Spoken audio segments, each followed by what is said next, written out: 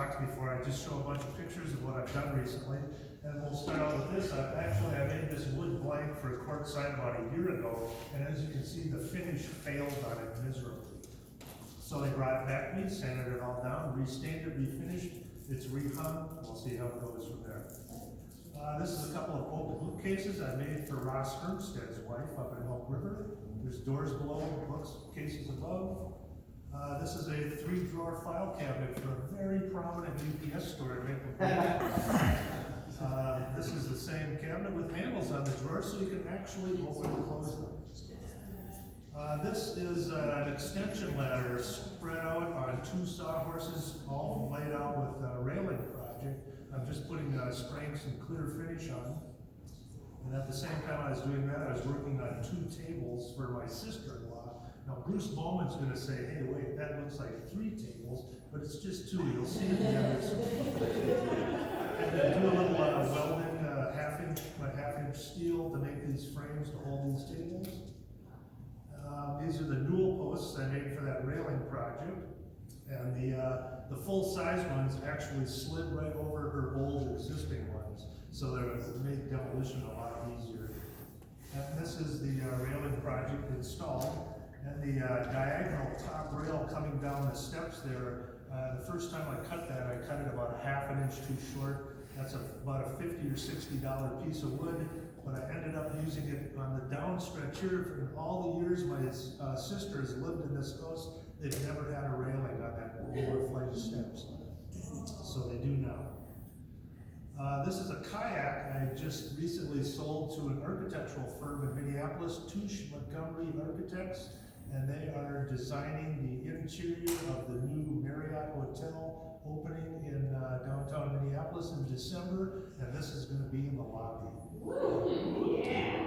And I took all the hardware off of it, sanded it down, refinished it. Here it is all shined up. You'll notice there's a little inlaying on the very tip of it there. This is a West Greenland style boat. It was designed by a guy named Christopher Crothers, who lives right here in the cities, and he's in my kayaking club. And the plans are free online, so I got a set of plans and just made this from scratch. All you need is 3 sheets of plywood, and you got yourself a boat.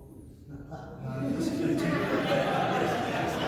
some assembly is required. This is a little table I made for Steve Eckes for his silent auction coming up. This is the back side of a door. You can see there's 4 hinges down one side and 2 little magnetic catches on the other side. And this went in a hole in the wall in a dentist's office in downtown St. Paul. And that's just access for their computer electronics and Wi-Fi stuff. And when we slid this whole thing into the hole in the wall, we made it so the door is perfectly flush with the wall, and they're actually putting a table in front of it because they're not going to use it much. But should they ever need access to it, they can move that table, press on the door, and those magnetic catches will throw the door out enough so you can get your fingers around it, open it up, and have access to the electronics. This is just some trim I've stained and finished for a contractor. And Harry's used me for a couple of oddball jobs. Creighton uses me occasionally. I've got some trim in the back of my truck from Creighton right now. I do stuff like that for other people. These are some construction pictures of that kayak, and I made that about 4 or 5 years ago, and I don't really like this kayak. It's what's considered a high-performance rolling style kayak. And I've only paddled it 3 or 4 times, and it takes me 15 or 20 minutes to feel comfortable in it because it is very tippy. It's more tippy than the norm. And it's a stitch and glue type of construction. It's also considered to be tortured plywood. And here is me torturing the plywood, forcing the plywood into shape. Yeah. Put some fiberglass on it, saturated with resin. This is the inlaying on the very tip of the boat. There's inlaying on the very stem and bow of the boat. And there's 3 layers. The piece of the boat, the light brown, the dark brown is walnut inlay, and then there's the image of whatever I'm going to inlay on top of that. All 3 of those layers are covered with packaging tape, so nothing moves.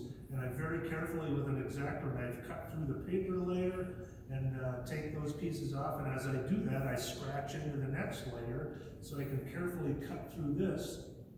and save all of these pieces, because these are the actual pieces I'm gonna inlay. And as I do that, I'm scratching into the next layer, and you can see those scratch marks, and I continue to cut down through the very first layer of veneer on this plywood, and very carefully remove that layer.